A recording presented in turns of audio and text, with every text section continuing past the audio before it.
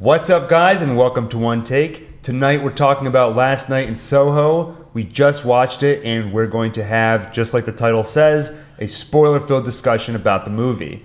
I'm Gil, here with my brothers Adam. Hey. And Alun. Yo. And as you can tell by the set decorations, although it is technically past midnight, in my view, Halloween doesn't end until you go to sleep on Halloween night. It's still Halloween on the West Coast. There you go. And as long as we don't go to sleep ever again, it's always Halloween. That's true. But let's talk about Last Night in Soho.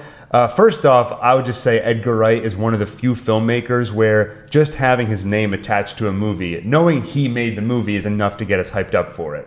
So I think we've all been looking forward to Last Night in Soho. Shaun of the Dead is easily in my top 5 movies of all time. Adam? Yeah, it might be my favorite movie ever made. Yeah.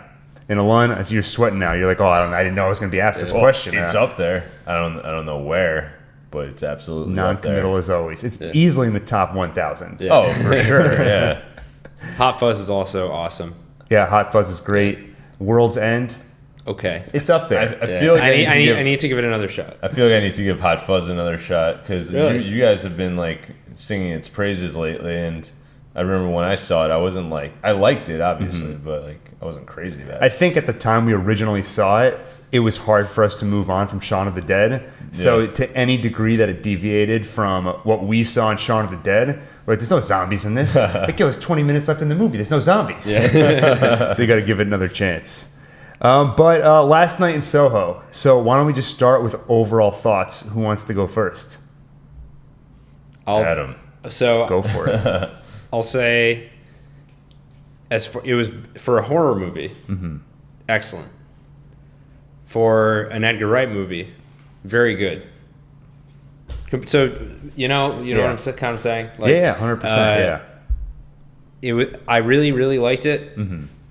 It wasn't. I wouldn't say it was amazing. Yeah. So I think it sounds like you sort of agree with the general consensus from the critics. I think right now on Rotten Tomatoes, it's in the low or mid 70s. Yeah. Sounds about right to you. Agreed. Yeah. Alun, what about you? I would say mid 70s, 75. Sounds pretty good. To be exact. Yeah.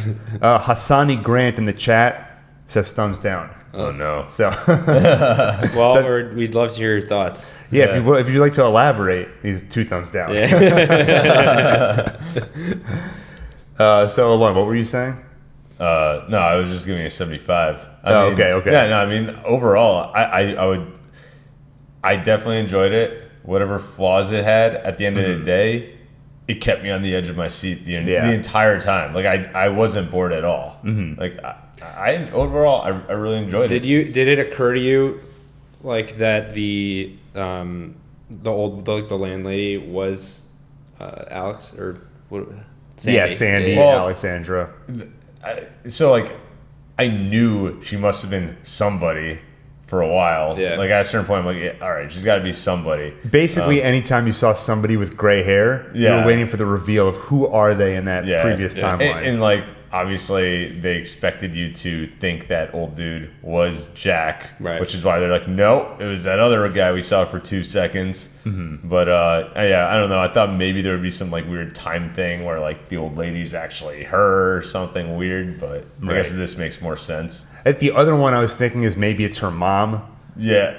Well, at one point, near the end of the movie, they mention her mom, and then immediately she looks in the mirror and sees that lady. Right. So I don't think they're trying to imply that was her mom, but I feel like the timing was. So what do you think is the point of even having her mom in the story, or having the story of her mom killed herself? Well, I think. So I think part of it is they talk about how her mom suffered from some kind of mental illness, and that's what led to her killing herself. And I think this character that we're watching in this movie, clearly anybody that's an outsider looking in would also think she's suffering some kind of mental illness. So I think part of it was part of it was to justify the way she's acting. Like, maybe she's just crazy, and all this stuff where she's traveling into the past is just part of her family history. I also think it sets up the idea of ghosts. We see her mom very early on. Yeah. And our traditional idea of ghosts is it's dead people coming back to life. And so that sets it up. So when we meet Sandy, through Ellie's eyes, you assume Sandy's going to die at some point, Yeah. and then she does. So you assume it's a traditional ghost. And I think they wanted to set that up. And so one of the biggest twists in the movie is when you find out that Sandy isn't dead. And I think what that does, it actually ties into, I think, one of this movie's themes, which is that the death of somebody's spirit can be just as tragic as an actual physical death. This is one of the only movies I can think of where there is essentially a ghost, but the person is still alive. Yeah, because that is a their cool idea. spirit died. So I think it's trying to sort of raise the level of tragedy for what happened to Sandy to the same level of somebody actually dying. It felt a little bit on the nose. There were a couple things that felt on the nose to me, though, which was when Sandy, like the old version of Sandy, basically says, you could say somebody died there. And that felt a little too obvious. Yeah, somebody died in a manner of speaking. And that kind of felt like the subtext just being said out loud. Mm-hmm. Yeah. That felt like a studio note of like, Edgar, nobody's going to understand this. Yeah. What about this? I'll put in a line about... Where she explains the whole thing. So I felt that felt a little on the nose. And then also, when she was flipping through the mail, because Sandy, or we don't know who she is yet, the landlady tells, what's the main character's name? Ellie. The main landlady tells Ellie, oh, you have some mail. And as she's going through, you can see that there's also mail for Alexandra, whatever. That's only if you're kind of paying attention. You see it for a split second. But then as the whole place is burning down, they do another close shot of it. Yeah. And I felt like it took the reward away from me for noticing it the first time. Right. And by that point, it had been said so many times out loud.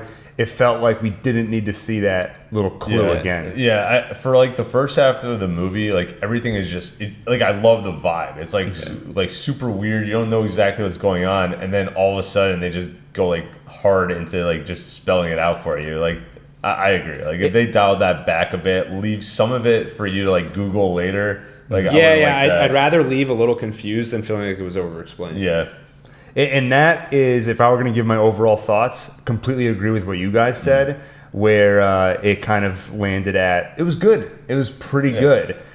For me, I think the reason why I didn't walk out being blown away is that I was on the edge of my seat for most of the movie. It did a lot of things right. It moved at a really rapid pace. It got us to buy into her nostalgia very quickly. Because when she walks through that alleyway and sees 60s London, I was like, I want to go there. That looks like so much fun. You see the Sean Connery James Bond movie being advertised, but you know there's going to be a seedy underbelly, and there's no need to drag it out. We get there within like 20 minutes. So I was on the edge of my seat the entire time. Great soundtrack, as always, from Edgar Wright. You almost don't even have to say it. And like Baby Driver, there's an in-story explanation for the great soundtrack. It's not just score where he's just throwing stuff in. So he's been doing that since Shaun of the Dead. Like even in the scene when they're bashing the... You know, Well, they did a lot of stuff like that, and then also White light blow away. But like when they're hitting the guy with the pool cues, right, and the zombie in the bar, it's like it's to the music, like Don't the Queen Stop Me song. Now. Yeah, but that's also not disembodied. It's coming from the jukebox in the bar, and that's what kind of drew a lot of the zombies there in the first place. Right. Yeah. Or in the film industry, they call it diegetic sound, which is sound that's actually occurring in the universe of the movie, as opposed to something added in the score or anything like that. Exactly. That's So, but to keep going, what I was saying, all that stuff was great. I was on the edge of my seat. I was entertained the entire time. When they started to explain stuff, suddenly I started to feel less satisfied. And the reason why is because all these fantastical elements felt so awesome. It felt like going from watching this great horror thriller to all of a sudden watching the ending of an episode of Law & Order, where the twist is, there was the great twist of you're looking at a ghost and you find out it's someone who's actually alive, and then you get to the twist of she wasn't killed, but actually she was killing all the men that were coming to her house, and all that stuff just no longer felt that interesting once we were kind of firmly planted in the real world, and it became more of solving a crime. Yeah, and also I don't know if I watch it again, maybe I'll see like some seeds being planted where it turns out she was killing all these guys, but I don't recall any like hints to that. So it's like all of a sudden they just like re-explain everything, like actually this is what happened, and like there was no clue that you could have used as a prediction that she's some serial killer. Like it just the idea that there even was a serial killer got introduced and then their identity revealed in the same moment. Yeah, like I wonder if maybe because like clearly she was interacting with the past, like she had that hickey, and then she sees what's her name, the blonde girl, Sandy getting like killed, and then like I wonder if maybe it's like a combination of her like psychiatric situation where she's a little bit crazy, but she's also interacting with the past, so she's like seeing things wrong, and then she's like remembering it correctly or something. Right. I don't know. A couple things on that. Yeah. One, when you mentioned like the clues, part of me was I was trying to remember back to the moment where she sees Sandy getting stabbed, and I was like, did they show that in a way where it could have been Sandy doing the stabbing? I was wondering that too. And I need to rewatch the scene. It might have been. I remember it being pretty disorienting. Well, I know they were just very zoomed in on the knife. You just see it moving up and down. It could have been going either direction, and you just see her eyes in it. I don't think they I don't remember them zooming in one direction or the other that could give you hints. Right. But by the way, that was intentional. Oh yeah, for sure. Like they obviously they didn't want you to see what was really happening. I think if we were to go back and watch the scene again, it was probably entirely ambiguous. You just see a knife moving. Well, but they did show her on the bed covered in blood. Whose blood was it? That's a good question, but at the same time, like look at her eyes. She looked like freaking like dead. Because she was dead inside. Yeah. She died hundreds of times in that bed. Right, exactly. That's what she said. By the way, a few comments in the chat we should acknowledge. Elizabeth G says, haven't seen you guys in ages. Did you have beards the last time? I did. Anyway, hi and happy Halloween. Happy Halloween to you too, Elizabeth, and possibly not, if depending on how long it's been. Yeah. These are definitely, at least for me, this is a COVID beard. And then she also said, haven't seen this movie yet, loved Baby Driver. So I would say, get out of here. This is full of spoilers. Oh, yeah, be careful. Yeah, thriller horror. Yeah, I would definitely say this isn't a thriller horror genre. Vic Disco says, I'm late to the party. What's this film about? And I'll just say, I won't go into all that, but this feels like a pretty appropriate stream for Vic Disco. Just looking all around us at the lasers and all the stuff we haven't acknowledged. But going back to what we were talking about with what you were mentioning about interacting with the past and certain things being unclear, one thing I wanted to get your thoughts on is the rules. And I go back and forth on how important it is for there to be rules in a horror movie. And I think there don't have to be. A lot of it can be ambiguous, but sometimes it bends so far where at a certain point it just feels like we're just making stuff up. There's one point where the record starts playing itself. Which they kept repeating weird. The same line over and over again too. Oh, that's right. Well, doesn't that happened drop earlier. The record, and so I think it started skipping. Yeah, but it was like the same phrase. So there was a physical reason for it. But like at one point, she's like on the bed, and then the record literally like moved and went down like on its own. Okay, yeah, I do remember that. Because it was almost like she didn't want to go back to the past again, and the record started playing, and it's like, no, we're doing this again. Maybe that's what triggers it. Yeah, it's like playing the music, laying in bed. But what I was getting at is it sort of feels like what exactly is happening here, because one possibility is she's being haunted by the men that were all killed there, and they're trying to get her to help. But it's almost like if that were the case, why did she experience the haunting the way she did, where it's almost episodic? She goes back, sees a little bit, goes back, sees a little bit more, leading to her death, and then it leads to like the ultimate haunting. To me, I'm not conflicted on it. It almost feels like there are no rules to how it works, so the haunting can kind of just feels like it's happening for the convenience of the plot. It also would happen. It's not just when she goes to sleep, like after the incident in the art class where she just like runs out, and, or no, I think it was with the scissors. She runs out into the street and suddenly she's hallucinating seeing all the men who were killed and stuff again. Yeah, I mean, it seems to me they're trying to show that it's getting like crazier and crazier, or now it's starting to like infiltrate like the modern time. Like she started seeing the blonde lady like today instead of only like her going into the past, where it's like, I mean, same with like she saw like one or two of those like blurred guys, and then they started populating, and you see like a bunch of them. This is a little bit of a sidetrack, but in retrospect, that actually was kind of a clue that these are ghosts, which means she was killing all of them. Like, I think it would be a stretch to have seen just all those haunting people, like that male figure all over the place that was coming after her. But in retrospect, like those looked kind of like ghosts and like zombies, so you could extrapolate like, well, they're dead. Yeah. One thing I could kind of have an issue with the way they treated those guys, because like clearly, like when you're watching them for a while, it seems like they just want to harm her. Like the way they're yelling, it's not like screams of agony. It's more like screams of like, I'm gonna get you. Like that's what it sounds like to me. And then all of a sudden, it's a they're lovely like, name. Help me. Right. It's like it that's didn't sound like you were looking for help before. And that's kind of what I'm getting at, is that it feels like Ellie's experience of that situation was tailored towards the plot. It didn't feel like something that had any kind of internal logic. Yeah. Where I think there is some logic in that she's going to the past and it's great, but the more she does it, the more it can invade her world. Mm-hmm. So that's kind of why it escalates. But I don't really get why she would watch Sandy getting killed and she would think she's being killed rather than understanding that Sandy's the one killing the men. Like, I don't get why that would be obscure. Because like, if you were actually there as an observer, you would not be confused. You would know who It'd be was very killed. Clear. Yeah. And if it's the men that are killed and they're doing the haunting and they're the ones reaching out, you would think that it could be an argument that they want her to kind of get an understanding of the situation and sympathize with them. They would want it to be very clear that they were being murdered. Yeah. So I'm not. This is part of why I feel conflicted about the movie. That was just one of the things that struck me as it started to feel like there's no internal logic here. Mm-hmm. And it's like when someone's telling you a dream they had. Yeah. And I'm like, all you're doing is, it just sounds like you're making up a bunch of crazy stuff that happened without a coherent narrative. And I just start to get bored. I was not bored during this movie, but there were little bits of that coming through to me because of that lack of internal logic. Yeah. I mean, I think...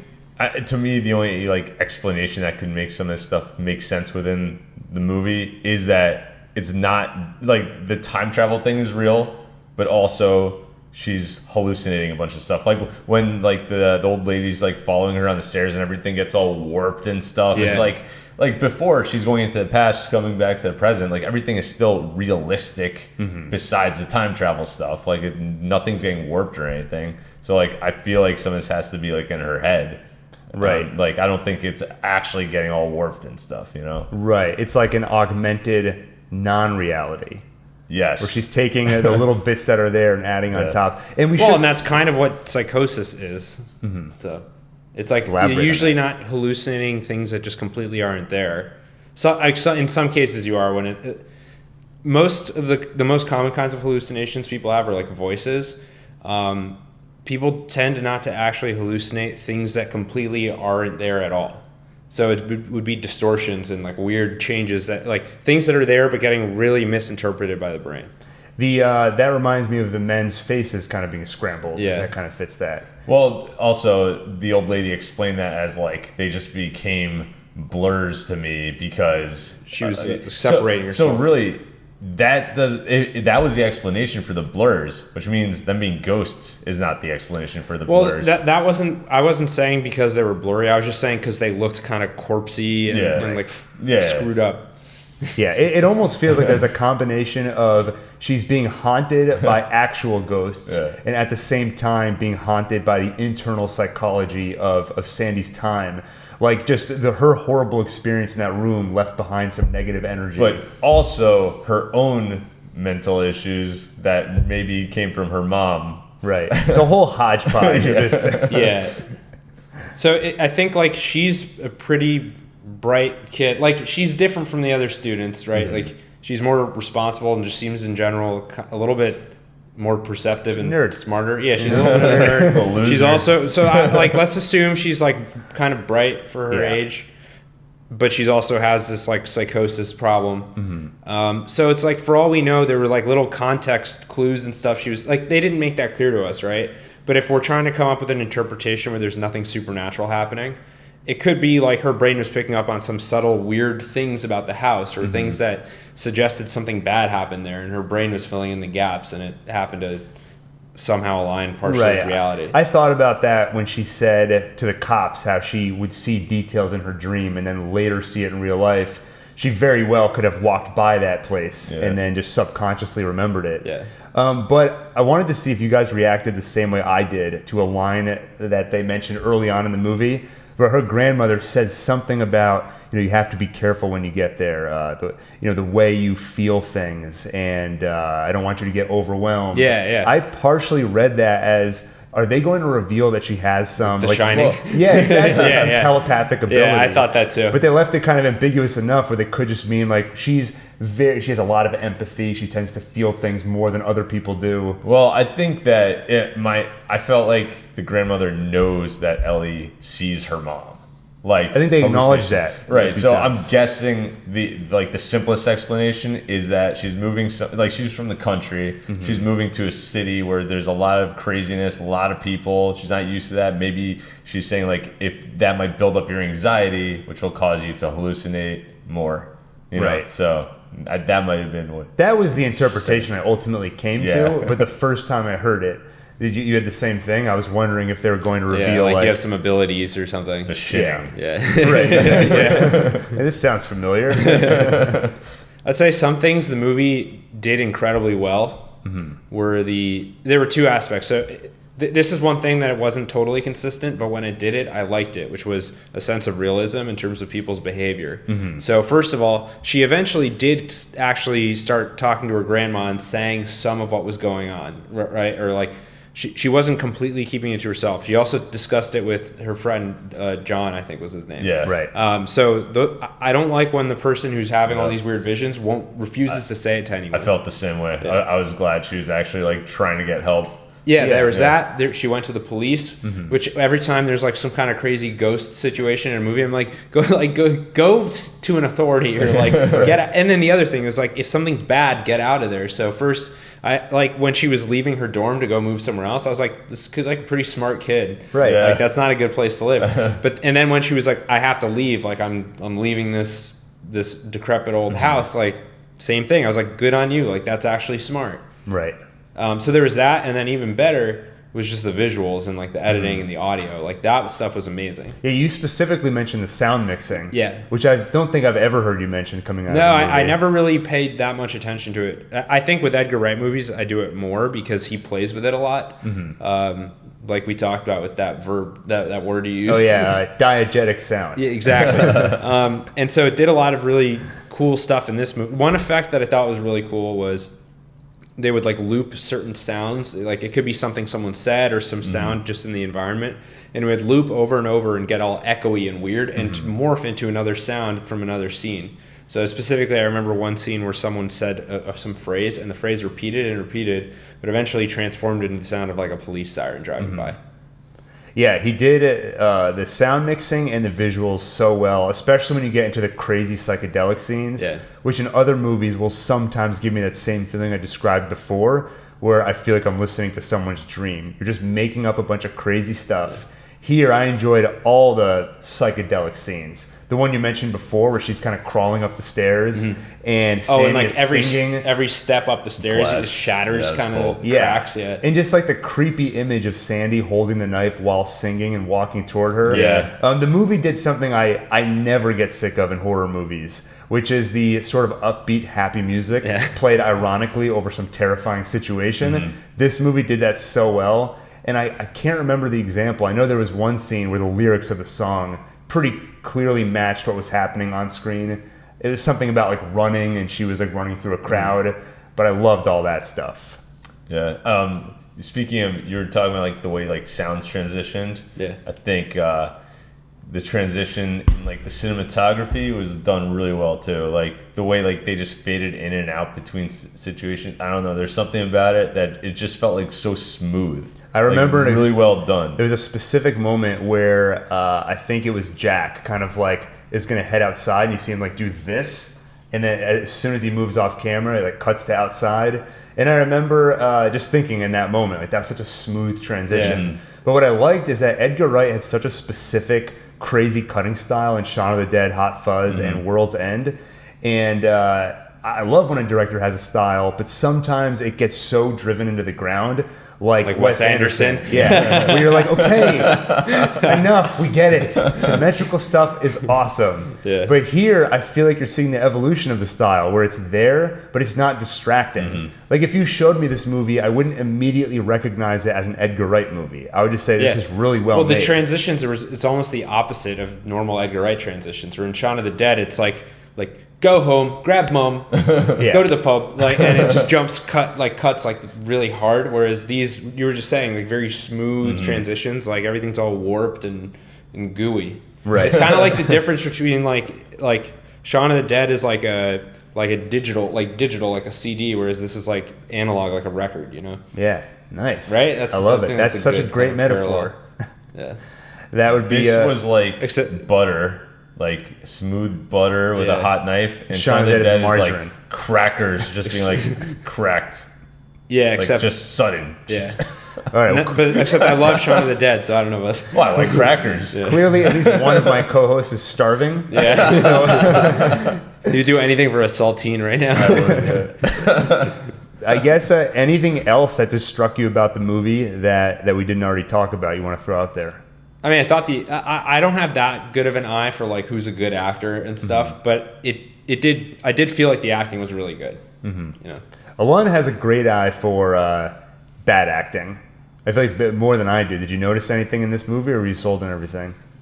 Well, I feel like you're expecting me to say something specific. No, not at all. Okay. No, I'm just saying, did you notice anything? I'll say this. I think overall, very good acting. The only time I remember thinking this is a little much, I'm trying to remember it as I'm talking now, but at one point when the old lady and Ellie were talking like in the doorway, and Ellie was like asking her questions about the house, her answers just sounded like weird, like someone's died on every corner of the It's I guess lots of girls came through here. You know what? The most on-the-nose dialogue, we already mentioned a couple of examples. It all came from the older set. Yeah. So I don't think it was an acting thing. I think it was just some of the lines were just way too on the nose. I mean, it could be maybe those were supposed to be the hints that she was Sandy the whole time, and like she's like clearly like she's gotten a little nuts. Oh yeah. And maybe this is just how she talks, and she's kind of trying to give herself away in a way. I mean, we know that she wanted fame. Yeah. So I'm like digging a little bit. She did imply that she would, or she basically outright said that she would have killed John if he like stayed any longer. Remember when she kicked the guy out of the house and he ran over the broken glass barefoot and all that? That's true. She said something to the effect of, "I would have killed him." That reminds me. One thing I noticed: he stepped on all that broken glass. Yeah. Next day, walking around just fine. Yeah. You figured he'd be at least like. Yeah. Yeah. I was responding to some stuff in the chat. One more thing I wanted to mention about the movie is when the ghosts finally reveal themselves and you realize they're saying "help me," and they hand her the phone while like grabbing her violently. Oh yeah, I was thinking to myself, like, I would probably work with them because it seems like the path of least resistance to get out of that house alive. Like, I would take the phone, and I was like, if she does take that phone, this movie's gonna have some really weird messaging to get through. Like, it's gonna get messy. Because it's gonna be suggesting that basically, like, they're the victims here. Completely. Right. Well, we don't know how those guys ended up in that situation exactly. Well, I think it's implied it wasn't through the language of the film. means. The language of the film makes it very clear those are bad guys. Yeah. Sandy's a tragic figure, but if she worked with them, it would come out like weird message. Well, they made sure to have that conversation with the old lady where she goes like, "They deserved it," and Ellie's like, "I know." Yeah, and like I wouldn't say, I think most people don't deserve death, but I think the movie did do a good job making you feel like bad for Sandy and like feel like she's getting roped into some kind of horrible situation. Right. The first time we kind of get a glimpse at the seedy underbelly, I think it's the third time that Ellie goes into the dream world and you see that act with the ventriloquist woman. Like, I really felt that. Like, I feel like you could have seen that as a backdrop in other movies and would have been like, oh, pretty girls in the background. Yeah. But here they really do a good job of making you see that for what it is. But I think that's what I was trying to say earlier with how efficient they were and showing you the nostalgia, kind of building up Sandy. So when you get to that next scene, you feel so bad for her. That they did such a great job with all of that. So anything else to say about Last Night in Soho? Yeah, well, I think it's funny how a lot of people feel nostalgic for eras like this. They're like, man, I wish I lived during that time. Man, I wish I was around during the mobsters in New York. But it's like, dude, No, it would not have been a good time. I know it's cool in the movies, but... Yeah, no, I totally agree with that. Having said that, if I could go back to 60s London, but just for like the first 2 versions we saw. Yeah. Those look cool. Yeah, I feel like I would do a good job of staying out of the seedy underbelly. Like I wouldn't go into any clubs. I'd probably just go to the movies. I think I'd probably run Just the don't CD. try to become a singer. Yeah.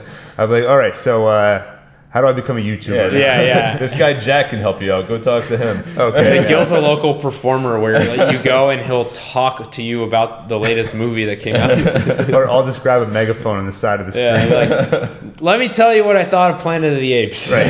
Some people play violin, but I'll be standing there saying, the latest 007 starts to stretch credulity a little bit. Thunderball. Is that what it was called? Yeah. Yeah, that's right. Yeah. All right. With that, before we wrap up, I'll just there's a lot of chat happening that's not really relevant to Last Night in Soho. So since I think we've pretty much wrapped up that conversation, I'll just acknowledge some of this. But Vic Disco's asking if we've heard of the film Antlers. We saw the poster for it. did. Yeah. And I know I've seen a trailer for it. Looking forward to it, but don't really remember much else about it, other than to say looking forward to it. Vic Disco asks, has anyone here seen Dune yet? Yes. Yeah. We all enjoyed it. It's was very great. much. Really looking forward to part 2. Yeah. And may have more to say about it in the future. But otherwise, if you like sci-fi, if you like Denis Villeneuve, you're going to like Dune. What else here? Soho, yep. And okay, I think that was pretty much everything else worth commenting on. I mean, everything is worth commenting on. Yeah. But in terms of the things I saw when I glanced down. So I think we can start to wrap up there. So everybody, thank you for joining the chat. And if you enjoyed this video, make sure to like, subscribe, hit the bell icon. And before we sign off, Adam, why don't you... Happy Halloween, everyone. Yeah, happy Halloween. Oh, wait. What Hold happened? on. It takes time to warm up. Yeah, we have a cool we'll thing wait. coming. Just wait, everyone. Yeah, so if anybody else has... okay, by the way, Elizabeth G says she didn't enjoy Dune, but she does like sci-fi. So there. Wait, no one leave yet. No one leave Yeah, yet. nobody leave yet. Something We have a awesome special is treat about is to happen. coming. It just takes time to warm up. I feel like I had more thoughts on Last Night in Soho. I'm just trying to remember what they were. Random thought. Yeah. Just speaking of other movies, we got to see Lamb. Oh, I really want to see Me Lamb. too. It just looks so interesting. Yeah. Oh, Here there it we is, go. right on cue. Wait, you can't see it yet. See this, guys? All right, It's let's Halloween. let it go till we're completely like. That won't take long. This thing fills up the room. real good. If you're like me and you often watch YouTube videos audio only, I'll just describe what's happening right now. Yeah. We have a skeleton sitting behind us, and Adam's turned on a fog machine, which works very quickly. So we're slowly just disappearing from view. Lamb, by the way, is I don't really know what the movie's I say we about. keep going. I don't want to know. I don't want to know any Yeah. more than what I've seen in the trailer. I'll tell you my impression of it is that a husband and wife want a child and aren't able to have one. And then in their barn, I think their lamb has given birth to some kind of humanoid lamb human hybrid. Lamb chop. At one point in the trailer, you see it standing on its hind legs. Yeah. And wearing like a hoodie, right? They're like Yeah. holding hands with it. It looks creepy, Yeah. weird, and also kind of funny. I really Stop. want to see Lamb. Yo, keep it going. It'll start again on its own. All right, good. Yeah. So with that, if you want to hear us talk about Lamb, make sure to subscribe. While you're at it, you're already clicking one button. Click the like button as well. Subscribe, hit the bell icon. And I think with that, happy Halloween. Thanks for watching. And we'll see you on the next One Take.